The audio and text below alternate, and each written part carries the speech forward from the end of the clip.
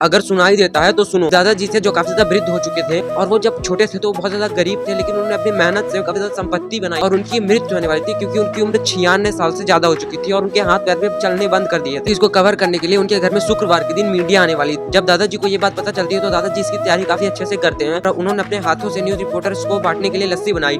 अब news reporter शुक्रवार के दिन उनके घर पे आते हैं और एक न्यूज रिपोर्टर नहीं, तीन न्यूज रिपोर्टर आते हैं। पहले न्यूज रिपोर्टर का नाम राम था, दूसरे का नाम श्याम था और तीसरे का नाम प्यारे था। अब जो प्यारे न्यूज रिपोर्टर थे एक अब्दा शर्मा रहे थे दादाजी को देखकर, क्योंकि ऑब्वियसली इस बात में बड़े आदमी जो इतनी सारी धन संपत्ति बना रखे हैं उनसे वो मिलने जा रहे हैं। उनको बढ़िया लग्जरी सोफे में बैठाते हैं और दादाजी खुद बैठते हैं। तीनों न्यूज रिपोर्टर अपना कैमरा अपना माइक निकाल के तैयार हो जाते हैं। दादाजी बोलते हैं कि पूछिए जो आपको प्रश्न पूछना हो। राम न्यूज रिपोर्टर थे वो सबसे पहले अपना प्रश्न पूछते हैं कि दादाजी आपको ऐसा क्या लगता है कि आपने अपने जीवन में ऐसी कौन सी गलती कर दी जो आपको अपने जीवन में नहीं करनी चाहिए थी। दादाजी मुस्कुराते हैं और बोलते हैं कि आपने प्रश्न बहुत अच्छा पूछा है, इसका उत्तर मैं लास्ट में दूंगा। राम न्यूज रिपोर्टर थे उन्होंने श्याम को इशारा किया तो श्याम भी अपना प्रश्न पूछते हैं कि दादाजी आपको ऐसा क्या लगता है कि आपने इतनी सारी धन संपत्ति बनाई है, इतना ज्यादा नाम कमाया और आपकी मृत्यु जल्दी हो जाएगी तो आपको बुरा लग रहा है? अच्छा, तो दादाजी बहुत ही अच्छे मुस्कुरा के कहते हैं कि आपको जो प्रश्न है कि मैंने इतनी सारी धन संपत्ति बनाई और मेरी मृत्यु होने वाली है, तो मेरे को तो बहुत अच्छा महसूस होता है धन संपत्ति बनाई, लेकिन मुझे अभी भी वैसा महसूस होता है जब मैं छोटा था, जब मैं 15 साल का था और जब मैं 25 साल का हुआ। मेरे पास कुछ भी धन संपत्ति नहीं थी, क्योंकि धन संपत्ति सिर्फ लोग को ही दिखती है,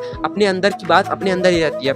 इस बात को सुनकर श्याम बहुत ज्यादा खुश हो जाते हैं और फिर वो प्यारे को इशारा करते हैं जो काफी ज्यादा शर्मा रहे थे। तो प्यारे प्रश्न पूछते हैं कि दादाजी आने वाली पीढ़ी को क्या मैसेज देना चाहोगे? तो दादाजी मुस्कुराकर बोलते हैं कि मैं आने वाली पीढ़ी को सिर्फ एक ही शिक्षा देना चाहूंगा कि आजकल की पीढ़ी कर्म करने ज्यादा फल के पीछे भागती है। अगर जो वो फल के बारे में छोड़ के अपने कर्म करने में ध्यान दे तो जो वो मजे की तलाश करता है वो मजे की तलाश नहीं करेगा, बल्कि उसका जीवन ही आनंदित बन जाएगा। लेकिन प्यारे को ये बात समझ नहीं आती। तो फिर दादाजी बोलते हैं मैं राम के प्रश्न का उत्तर देता हूँ। राम ने पूछा था ऐसी कौन सी गलती की जो आपको नहीं करना चाहिए था? तो दादाजी बोलते हैं कि मुझे ऐसा लगता है कि मैंने जो गलती की अपने जीवन में वो ये कि अपने माता पिता के साथ थोड़ा और समय बिताना चाहिए था, क्योंकि ऐसा जो है सिर्फ पैसे को खींचता है, ना कि वो इंसान के इमोशन खरीद सकता है, ना इंसान को ज्ञान दिला सकता है, ना इंसान को समझ दिला सकता है, ना इनको अपनापन दे सकता है। तो उन्होंने क्या मुझे अपने माँ बाप के साथ थोड़ा और यहाँ इंसानों द्वारा ही बनाई गई है। अगर जो तुम इंसानों द्वारा ही बनाई गई माया नगरी में इंसान से ही शर्मा रहे हो तो आने वाले समय में तुम बहुत पीछे हो जाओगे।